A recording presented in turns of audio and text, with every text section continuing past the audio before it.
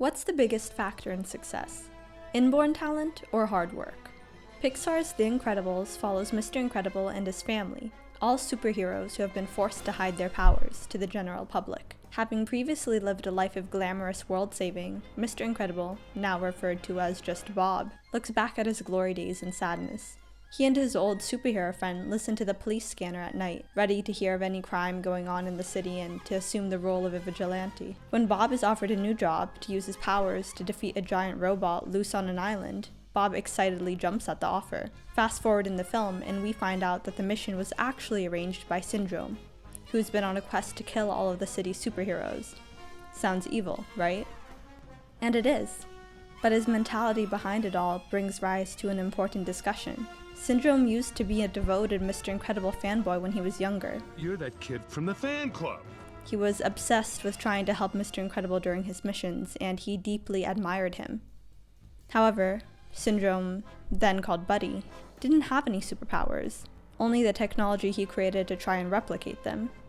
Mr. Incredible saw Buddy as an unhelpful inconvenience and treated him poorly. Fly home, buddy. I work alone.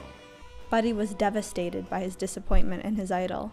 Syndrome explains that all he ever wanted was respect, but Mr. Incredible looked down on him. He recognized the inequality that comes from some people having superpowers and others not.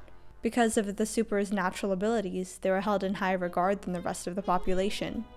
To solve this, Syndrome invents weapons. Amongst these are giant robots which he will have attack the city, giving him the opportunity to sweep in and save the day, finally earning the acknowledgement he's always wanted. And just when all hope is lost, Syndrome will save the day! Bob tells him, You mean you killed off real heroes so that you could pretend to be one? and that's where the question arises.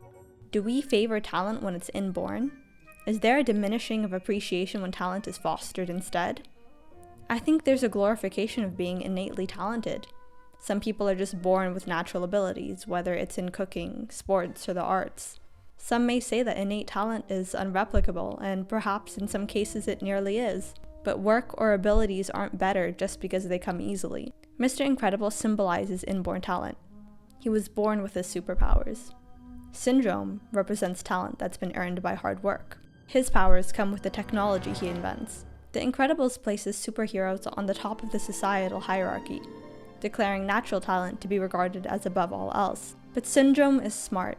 He's developed an empire of his own. He creates powerful inventions. He's even taken down many superheroes with his machines. Syndrome is a great example that 9 times out of 10, hard work beats talent. The conflict between the Incredible family and Syndrome is a battle between how talent can be acquired, and even more so, it's a commentary on privilege.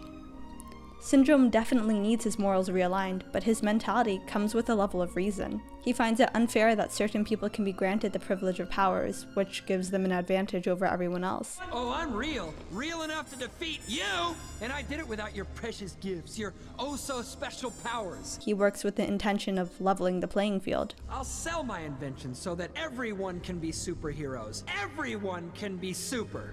I do think there's a level of unfairness, for lack of a better word, when some people are born with privilege in one form or another. But innate talent or born privilege are not the only ways to find success and earned respect. Syndrome's inventions could have brought him lots of admiration and praise, but his talent was used towards destruction instead of good. The brilliance of his work was undeniable, and at that level, talent is talent. If he'd used his drive to be respected to inspire hard work instead of violently forcing it, he would have been more successful in achieving what he really wanted, acknowledgement for his capabilities. And that brings me to the end of the film. The Incredibles and Frozone work together and defeat Syndrome's machine. Doesn't this mean that The Incredibles is actually telling us that innate talent cannot be topped or replicated? No. Because the superhero's abilities may have done damage to the robot, but it was their cleverness which ultimately defeated it. They figured out how to outsmart it, using its mechanisms against itself. You can be born talented and you can be born with privilege, but don't let that defeat you. Hard work, drive, and intellect conquers all.